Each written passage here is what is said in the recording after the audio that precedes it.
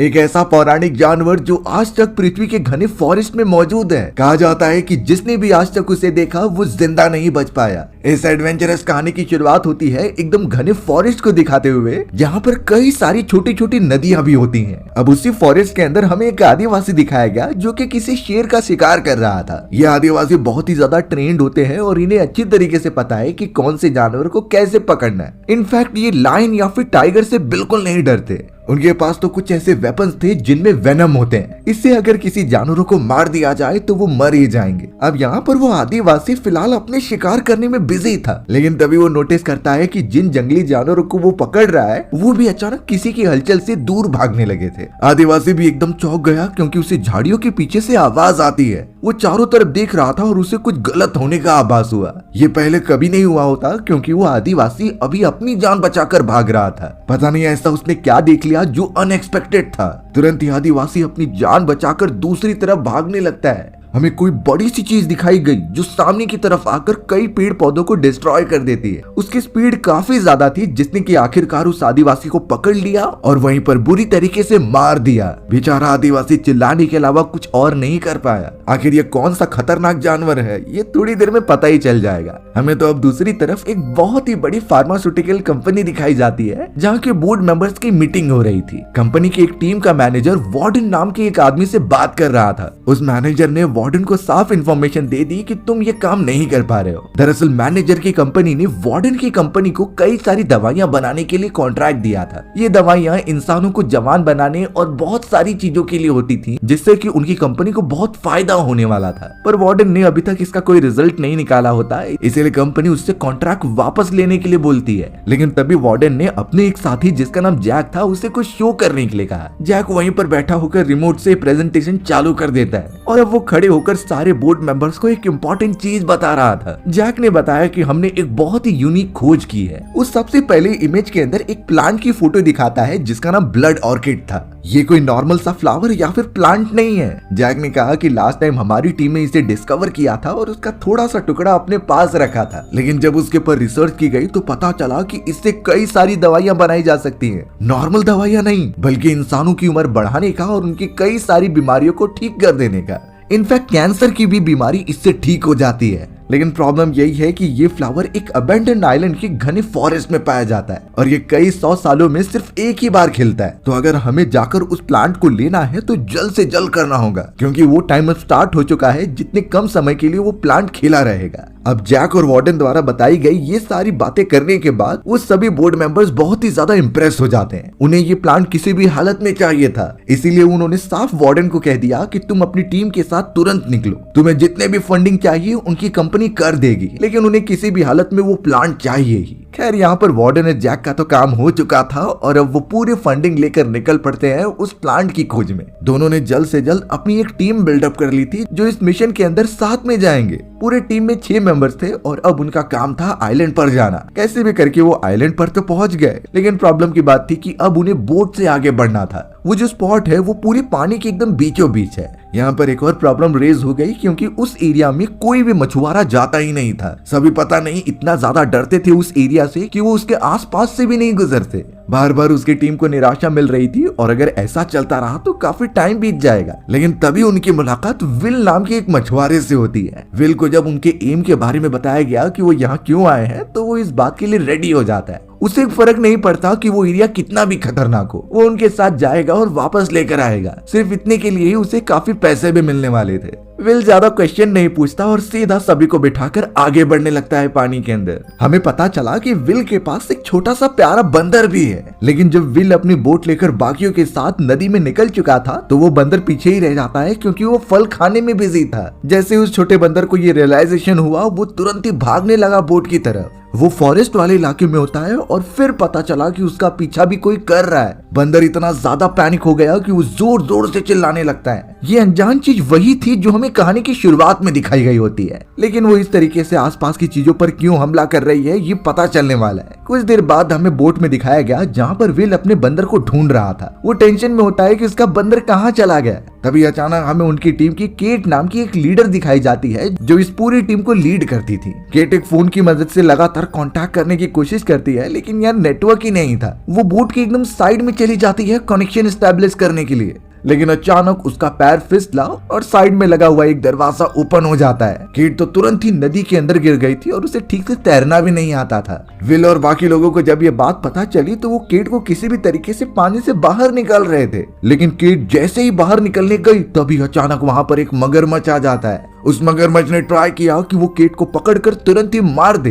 Cat बेचारी अपनी जान बचाते ही रहती है। तभी विल ने हिम्मत दिखाई और सीधा पानी में कूदकर एक नुकीला चाकू ले लेता है। वो सीधा मगरमच्छ के ऊपर गया और लगातार उसे स्टैब करने लगा। अच्छी बात होती है कि विल का निशाना उसकी आंख पर था, क्योंकि वो मगरमच्छ का सबसे नाजुक हिस्सा होता है और वहां पर हमला करने से वो कमजोर हो जाएगा। मगरमच्छ ने तुरंत ही केट का पीछा छोड़ दिया और उसकी मृत्यु हो गई। विल तुरंत ही केट को लेकर वापस बोट के ऊपर आ जाता है। विल की इतने ज्यादा बहादुरी पने को देखकर सभी चौंक गए थे। फिलहाल उसने अभी तो जान बचा ली, लेकिन आगे आने वाले खतरे से तो शायद विल भी तैयार नहीं होगा।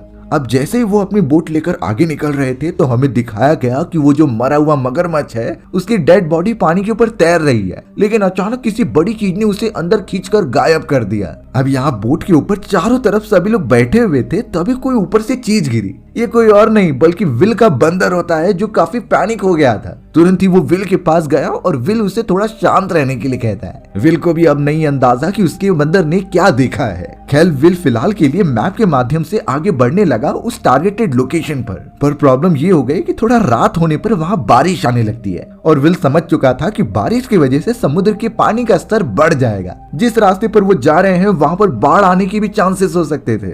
इसीलिए विल ने जैक नाम के उस मेंबर से साफ कह दिया कि हमें इस डायरेक्शन से नहीं जाना चाहिए। भले ही हम एक रास्ते से बहुत जल्दी पहुंच जाएं, लेकिन उसमें खतरा तो उतना ही होगा।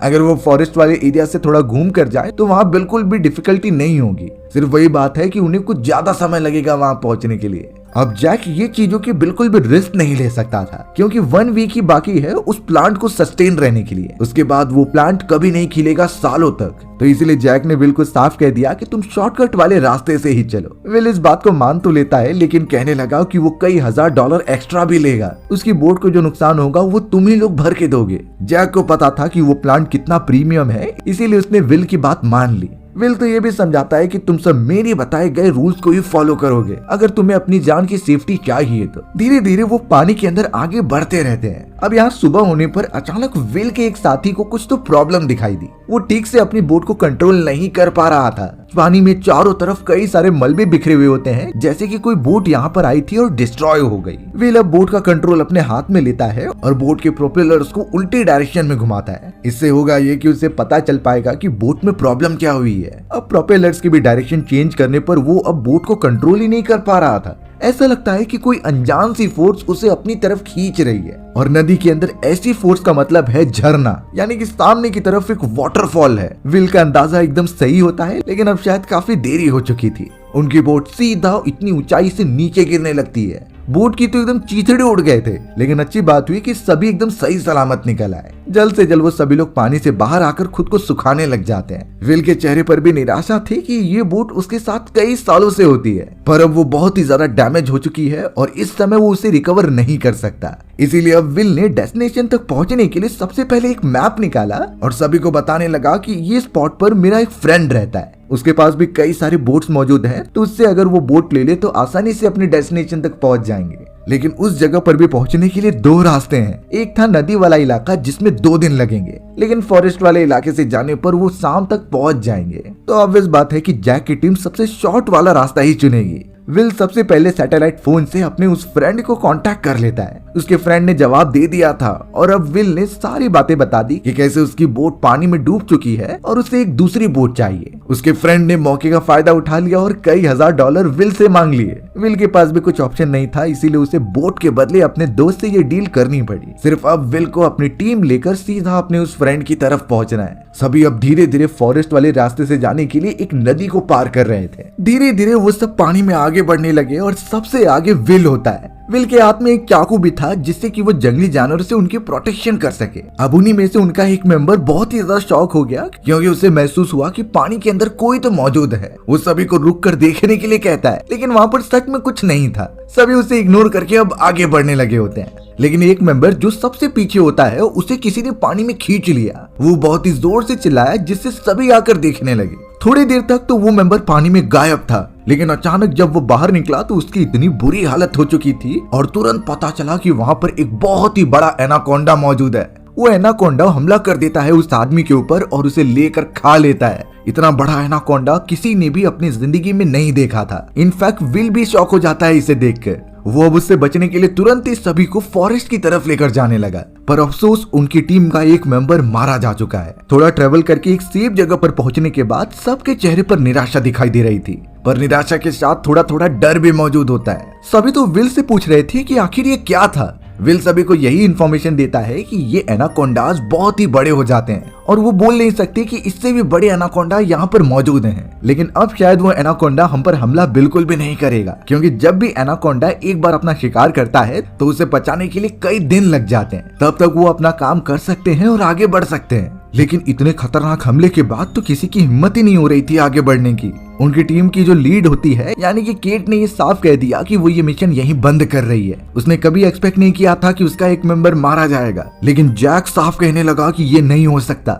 उन्हें अपना मिशन कंप्लीट करके ही जाना होगा, नहीं तो उनकी कंपनी से ये कॉन्ट्रैक्ट छीन लिया जाएगा। पर अब ये सारी सिचुएशन जान से ज्यादा इंपॉर्टेंट नहीं लग रही थी, इसीलिए सभी लोग यही डिसाइड करते हैं कि वो सबसे पहले उस जगह पर पहुंचे यानी कि विल के फ्रेंड के पास और बोट लेकर यहाँ से निकल जाए। विल भी इस बात पर मान जाता है, तो उसने जैक से साफ कह दिया था कि मेरे फ्रेंड की बोट के पास पहुंचने पर वो वापस बंदरगाह की तरफ चले जाएंगे।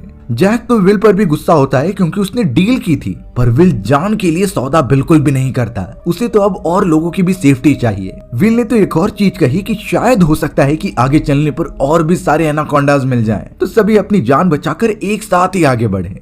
आगे बढ़ते दौरान विल केट को साफ बता देता है कि उसकी और जैक की डील हुई थी, यानी इस खतरे के बारे में विल को पता था और उसने जैक को इन्फॉर्म भी किया होता है। लेकिन जैक ने इसके बदले विल को कई सारे डॉलर्स देने का वादा किया, इसीलिए विल ने किसी को बताया नहीं। इसका उसे बहुत ही बुरा लगता है और उसने केट से माफी भी मांगी, पर अब शायद उनके पास कोई भी रास्ता नहीं बचा है आगे बढ़ने के सिवा। धीरे धीरे वो सब फॉरेस्ट के और भी ज्यादा अंदर जाने लगते हैं ताकि विल के फ्रेंड के पास पहुंच जाएं। कई देर तक ट्रेवलिंग के बाद अचानक उनका एक मेंबर बहुत ही पैनिक होने लगा। उसके पीठ पर बहुत ही दर्द होने लगा होता है, इसीलिए वो अपने फ्रेंड्स को दिखा रहा था। बाद में पता चला कि उसकी बॉडी पर इतने खतरनाक लीचेस चिपक गए हैं जो उसका ब्लड लगातार पीते जा रहे हैं। वो उसके पूरे शरीर से निकल ही नहीं रहे होते और सभी उसकी मदद करते हैं उससे छुटकारा पाने के लिए। लेकिन अगर कभी ये सिचुएशन हमारे सामने आ जाए जहाँ फॉरेस्ट के अंदर कई सारे लीचेस हमारे बॉडी से चिपक गए हो, तो आखिरकार इनसे बचने का तरीका क्या है? अब एक नॉर्मल इंसान जिसके बॉडी पर इतने सारे लीचेस चिपक गए हों, वो डर के मारे उसे निकाल ही देगा। लेकिन ये गलती बिल्कुल भी नहीं करनी है, क्योंकि लीचेस जो आपकी बॉडी से अभी चिपका है वो लगातार अपने नुकीले जॉ की मदद से आपका खून पीता जा रहा है। अगर फोर्सफुली उसे निकाल देंगे तो उनका जॉ आपके बॉडी में ही अटका रहेगा।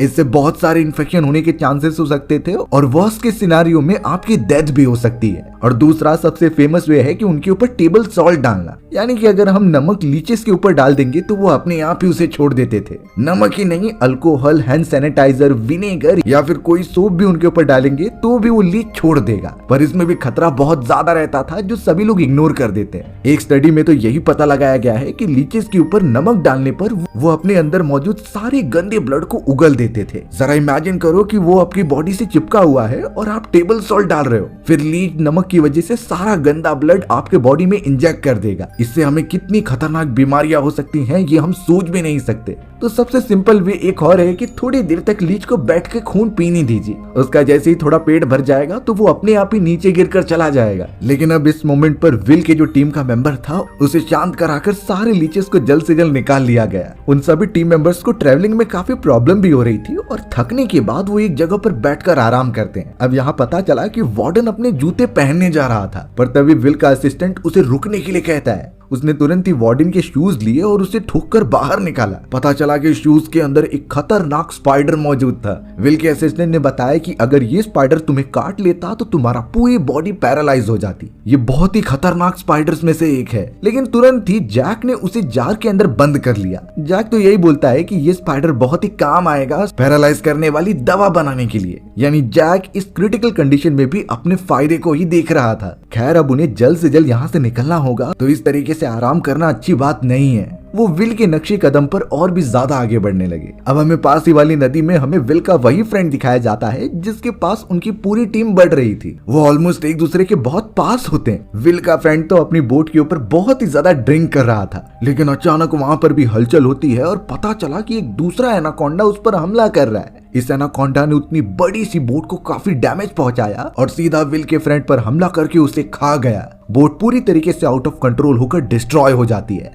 धमाका इतना बड़ा था कि वो दूर तक सुनाई देता है, यानी कि विल और उसके साथियों को उसकी लोकेशन का पता चल गया। विल भागते हुए उस जगह पर पहुंचा और देख पा रहा था कि बोट पूरी तरीके से डिस्ट्रॉय हो चुकी है। उसका वो फ्रेंड भी नहीं मिल रहा था, यानी वो खत्म हो गया है। प्रॉब्लम की बात अब और ज्यादा बढ़ गई क्योंकि यही एक आखिरी बोट थी। विल का असिस्टेंट थोड़ी देर तक वेट करके एक और प्लान सोच लेता है। उसने विल और सभी को बताया कि यहाँ पर आदिवासी लोग भी रहते हैं। अगर वो कैसे भी उनके कबीले तक पहुंच जाएं और उनसे मदद मांगे तो उन्हें उनकी नाव मिल जाएगी। उन लोगों के पास इसके अलावा कुछ ऑप्शन नहीं था, इसीलिए वो सारी चीजें भुलाकर आगे बढ़ते हैं फॉरेस्ट में। वो कबीले वाले कैसे होंगे यही वो इमेजिन कर रहे थे, क्योंकि उन्होंने सुन रखा था कि ऐसे भी कबीले हैं जो इंसानों को खाते हैं। अगर वो उन पर ही हमला करना स्टार्ट कर दे तो बड़ी मुसीबत हो जाएगी। अब जैसे जैसे वो फॉरेस्ट में आगे बढ़े तभी अचानक विल शॉक हो गया, क्योंकि ऊपर की तरफ से उसके ही फ्रेंड की डेड बॉडी नीचे गिरी थी। विल के फ्रेंड के पूरे शरीर पर लार के निशान होते हैं, यानी उसे एनाकोंडा ने खा लिया था और फिर बाद में उगल दिया। विल अपने साथियों को इन्फॉर्म करता है कि एनाकोंडा अपने खाए गए शिकार को तभी निगलता है जब उसे ऐसा लगे कि आसपास कोई खतरा है, क्योंकि एक बार उसने अगर खा लिया तो वो काफी कमजोर हो जाएगा। और विल के इन्वेस्टिगेशन के अकॉर्डिंग ये वो एनाकोंडा नहीं है जो उन्होंने पहले देखा था।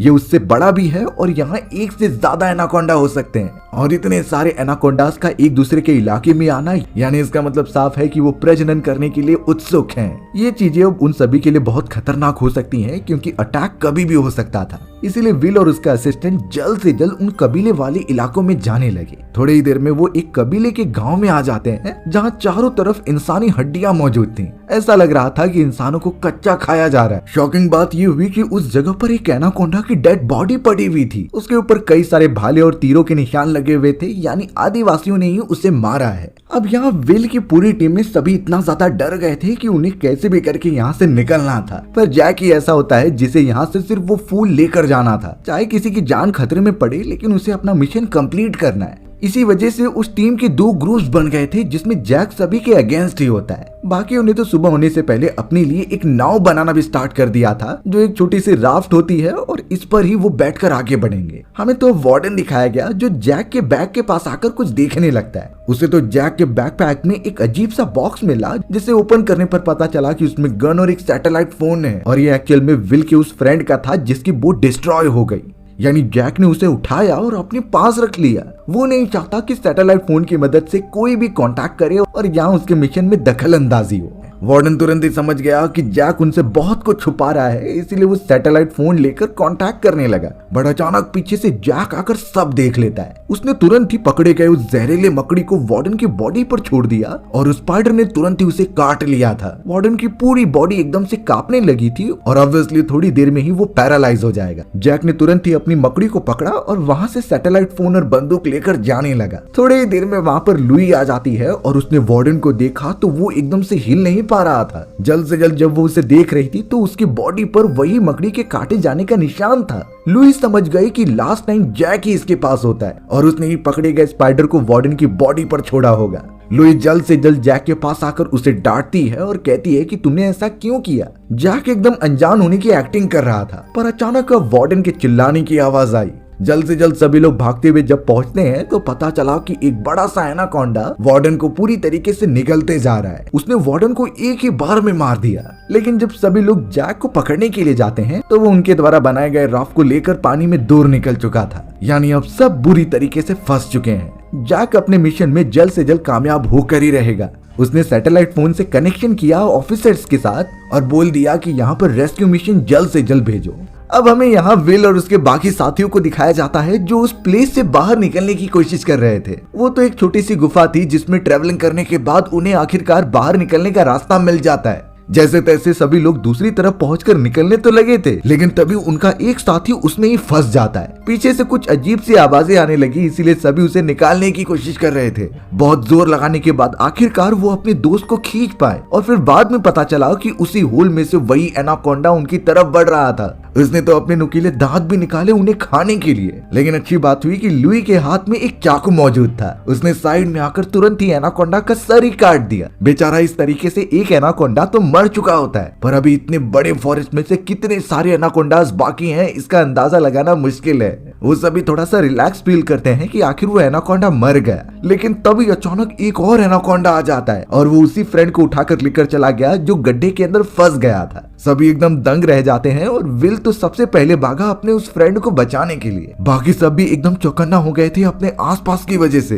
क्योंकि अब तो ये कंफर्म हो चुका है कि वो एनाकोंडास की क्वांटिटी यहाँ पर कई ज्यादा है और वो कभी भी हम पर हमला कर सकते हैं। हमें तो पेड़ के ऊपर ही दिखाया गया कि वो बड़ा सा एनाकोंडा उस फ्रेंड को जकड़ रहा है। वो तो उसे खाने ही जा रहा था, लेकिन तभी विल नीचे आकर उसके मुंह पर चाकू मार देता है। वो चाकू एनाकोंडा के सर के आर पार हो गया और वो वहीं पर मर गया। आखिरकार एनाकोंडा ने उसके फ्रेंड को छोड़ा और वो नीचे लेकर आ जाते हैं। लेकिन अगर ऐसी रियल कंडीशन हमारे सामने आ जाए जिसमें कि किसी एनाकोंडा ने हमें पूरी तरीके से जकड़ लिया है, याद रहे कि एनाकोंडा की पकड़ इतनी तेज होती है कि हमारी सारी हड्डियां भी तोड़ सकते हैं। तो आखिरकार उस खतरनाक सिचुएशन से बचने का तरीका क्या है? अब ये जान लेना बहुत ज्यादा जरूरी है कि एनाकोंडा जब अपने बॉडी की मदद से हमारे शरीर को कॉइल कर लेते हैं तो हम जितना वहां से निकलने की कोशिश करेंगे और सांस लेंगे तो वो हमें जकड़ता जाएगा। उनके जकड़ने का फोर्स इतना ज्यादा होता है कि हमारे स्कल को भी तोड़ दे। लेकिन अगर हम थोड़ी सी टेक्निक भी अपनाएं तो इससे बड़े से बड़े एनाकोंडास को पीछे छोड़ सकते हैं। अगर कोई भी एनाकोंडा हमें जकड़ रहा है तो हमें सिर्फ इतना याद रखना है कि हमें अपने गले और चेस्ट को एकदम से प्रोटेक्ट करके रखना है, क्योंकि एनाकोंडास का उसी जगह पर सबसे ज्यादा अटैक होता है। अगर हम अपना चिन नीचे कर ले और अपने हाथ चेस्ट के पास रख ले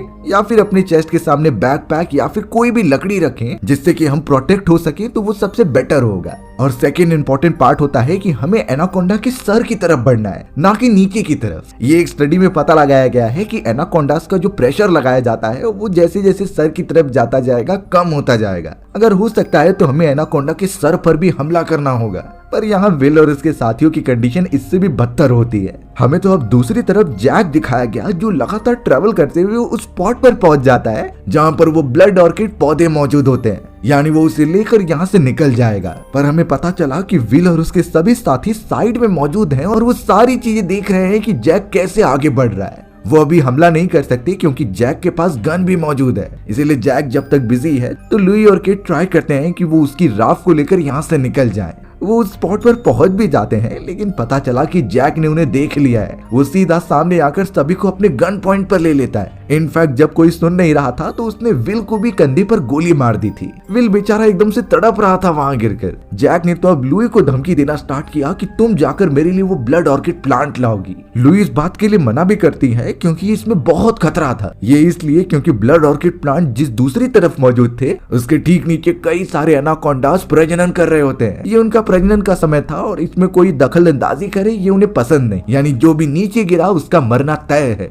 लुई ये नहीं करना चाहती थी, लेकिन जैक ने उनके साथियों को मारने की धमकी दी। बेचारे लुइस को मजबूरन आगे बढ़ना पड़ता है लकड़ी के सहारे और वो कैसे भी करके दूसरी तरफ पहुंच जाती है। उसने ब्लड ऑर्किड प्लांट अपने बैग में रखा और जब धीरे धीरे आगे बढ़ रही थी तो लुई ने वही प्लांट नीचे फेंकने की धमकी दी, पर जैक फिर उसके साथियों पर गन तान देता है। बेचारी लुई को वो ब्लड ऑर्किड प्लांट देना ही पड़ा। जैक इतने प्रीमियम चीज को अपने हाथों में लेकर बहुत ही ज्यादा खुश होता है, लेकिन ये चीजें ज्यादा देर तक नहीं चलती क्योंकि विल पीछे से आकर उसे मारने लगा। वो उसे एक पंच करता है जिससे ब्लड ऑर्किड प्लांट नीचे गिरने लगा, पर वो एक जगह पर रुक जाता है। यहाँ हमें दिखाया गया कि जैक के बैकपैक में जो जहरीला मकड़ी मौजूद था वो झटके के कारण बाहर निकल गया होता है। थोड़ी देर बाद जब जैक ने अपने बैग को हाथ में लिया तो वही मकड़ी ऊपर चढ़कर उसे काट लेती है। जैक ने जब ये देखा तब तक काफी देर हो चुकी थी।